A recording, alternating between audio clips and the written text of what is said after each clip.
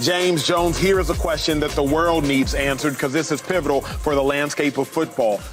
Does Tua need a playoff win to secure a long-term deal, to be the franchise guy, to get real commitment from the Miami Dolphins? I think he does. I think he has to make a run in the playoffs for them to say, hey, man, here go 230, 40, 50, whatever it may be, $1 million for 5 years. You are our guy, right? I think he has to make a run in the playoffs. And the reason why is, as good as we think this offense is, when they have played winning teams, they ain't scored over 20. Like, you look, they lost to the Bills. He had 280 yards, 1 touchdown, 1 interception, 20 points. Lost to the Eagles, 215 yards, 1 touchdown, 1 interception. Lost to the Chiefs, 190 yards, 1 touchdown. Got beat down by the Ravens, right? 240 yards, 2 TDs, 2 picks, 19-point score. And then the last time they played the Bills, 170 yards, 14-point scores, 2 interceptions, 1 touchdown. These are the dudes you're going to have to go through in the AFC. Exclude the Eagles, but these are the dudes you're going to have to play. So when you ask me if he can't go in the playoffs and make some noise, this is our last impression of what we got of you going into the offseason. And I know the 5th-year option is already picked up for you.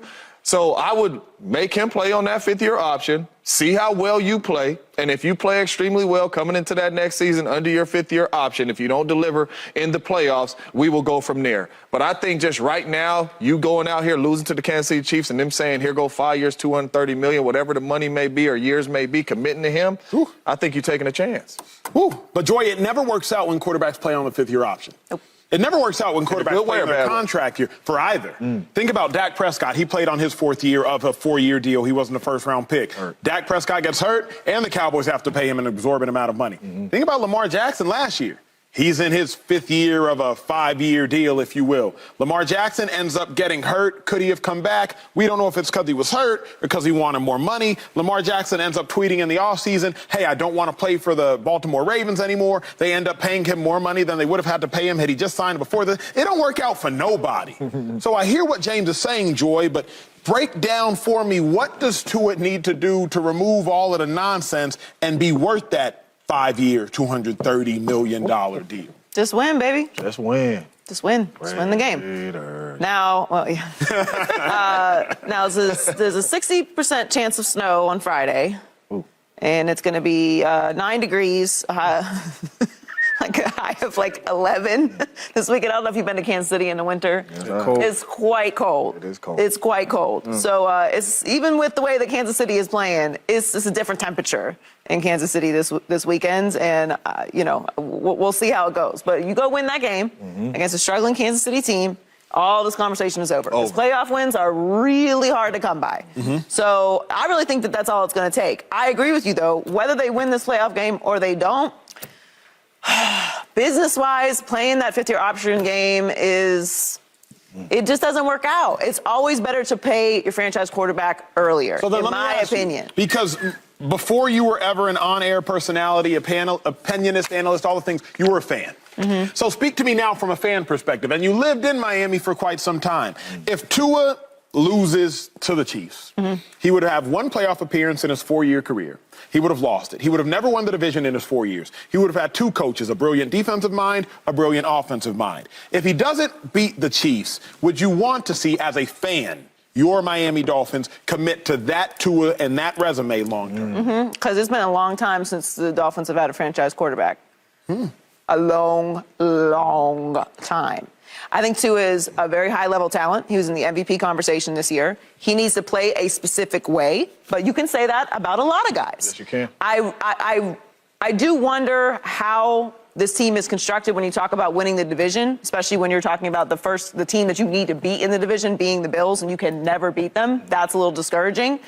But when you look at the business of it from a fan perspective, from a media perspective, from a business perspective, it just makes sense to lock in your quarterback. Because once you know what you're paying your quarterback also and how you're spreading that contract out, you know who else you can pay. This is all timing with the salary cap. Who you have to draft at a certain time to replace this position. When you get people healthy, are they going to re-sign them?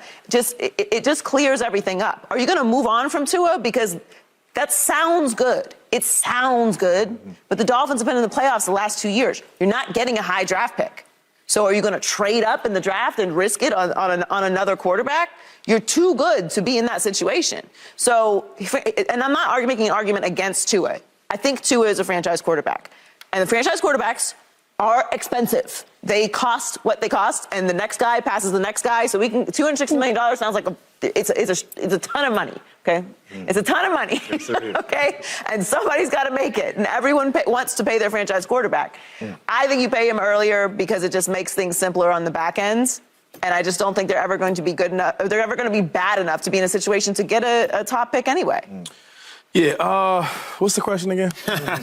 Tua, does he have to beat the Chiefs to secure that long-term deal? I'm going to say no. I mean, to a lot of things that Jordan talked about, just in Miami, I mean, we can't remember the last franchise quarterback. I played in that division, and it was always guys coming in, going out, coming in, going out, getting a bridge quarterback.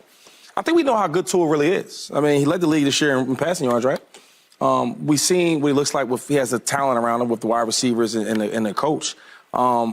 I think he'll get paid. I think they'll use the fifth-year option on him. I mean, and I don't think there's nothing wrong with last year. Yeah, y'all talked about that, but it's like this is a spend money league. Yeah. So yeah, I guess with the Dallas Cowboys, I mean, they probably didn't want to spend that on Dak Prescott because they thought Dak was a solid good quarterback. Now they didn't want to pay him that much, but they had to. So it's a pay league. You talk about Lamar Jackson. They probably paid him more than they wanted to, but it's a pay league. So. And it worked out. You get your guy. That's why when you said that it didn't work out, I was like, why not? Because if you had to pay a little bit to get your guy, you got your guy. And now look at the Ravens. Now look at the Cowboys. Like, it worked out. I just think that when you talk about Tua, my concerns are health. This is the first year he's played over 13 games, right? So now I think about that, okay, well, he's done good with that. Let's see how he does next year. He had a chance to win his division. They lost it to the Bills, but they had a chance. I just think that with the team that they have here and the players they have, they can build with Tua. Compared to not having them and then trying to rebuild another quarterback, and then your weapons are not like young. Tyreek Hill ain't trying to another quarterback. Nah. So they have what they need. They got the recipe to winning. Got the coach they need, and the coach believes in your quarterback. That's what you need. Once your head coach who's going to be there for a long time, we think they're going to be there for a long time. They believe in Tua, and when you have that, anything can happen. But they do until they don't. It's real simple. Kyle Shanahan believed in Jimmy Garoppolo. I'm telling y'all right now. Until he didn't. He did until he didn't. I don't believe that. When he watched tape on Jimmy G, I know he didn't believe in that. Say what you will, but Jimmy G came in and instantly went 6-0, and then they instantly went to the Super Bowl, and then they instantly paid him. And I only talked to offensive dudes on that team at the time. They believed in him until they didn't. I'm just wondering, Joy, like, if you're Mike McDaniel, how much longer can you look at Josh Allen, then look at Tua? How much longer can you look at Lamar Jackson, then look at Tua? How much longer can you look at Patrick Mahomes, then look at Tua? How much longer can you look at Joe Burrow, then look at Tua? There's 3 Super Bowls on this desk. Pat Mahomes, Tom Brady, Aaron Rodgers. It's not like y'all was up here wanting with, no. You won it with Tom, you won it with Pat, and you won it with Rodgers. Right. So I say that to say, like, how much longer do you think a brilliant mind like McDaniel can look at Tua? And I love me some Tua. Anybody on television, y'all know that. But then you look at Josh. Hey, hold on, though. McDaniel's an offensive coach. You heard him read all those numbers. That's on Mike McDaniel, too. You're supposed to be putting the team in a position to win. This is built off of a fast offense running through Tua. This is your guy, right? So there's... But he's not his guy. That's what I'm getting back to. McDaniel didn't draft Tua. You were there. You know. No. So it's not at all his guy. You came in. You made it very clear that this was going to be your guy. Yes. Okay. And I hear you. Things change. But this is also on you. Last year, okay, Tua wasn't healthy. Okay. What are you going to do? No one expects you to win in that situation, especially as a first-time coach. All right. Tua's healthy this year. You made the playoffs. No, you didn't beat Josh Allen. Josh Allen is really, really, really good. And I hear you on all that. But when I say that Miami has gone through a lot of quarterbacks and a lot of turnover, like a lot.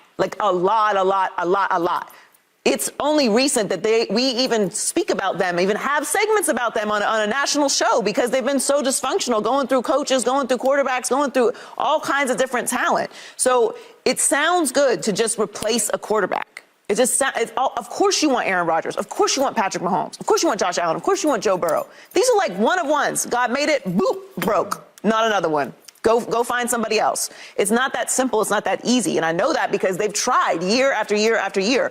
Tua can play at a very high level. He has to play a specific way, and you need to put a team around him that supports him. We know that. No, he's not Josh Allen. But to say you're just going to go get another franchise quarterback, it's just not that simple. And you are so good. You've had so much success as of recent with the Dolphins. You have so much talent. You have two guys who've been in the MVP conversation in Tua and Tyreek Hill this year alone.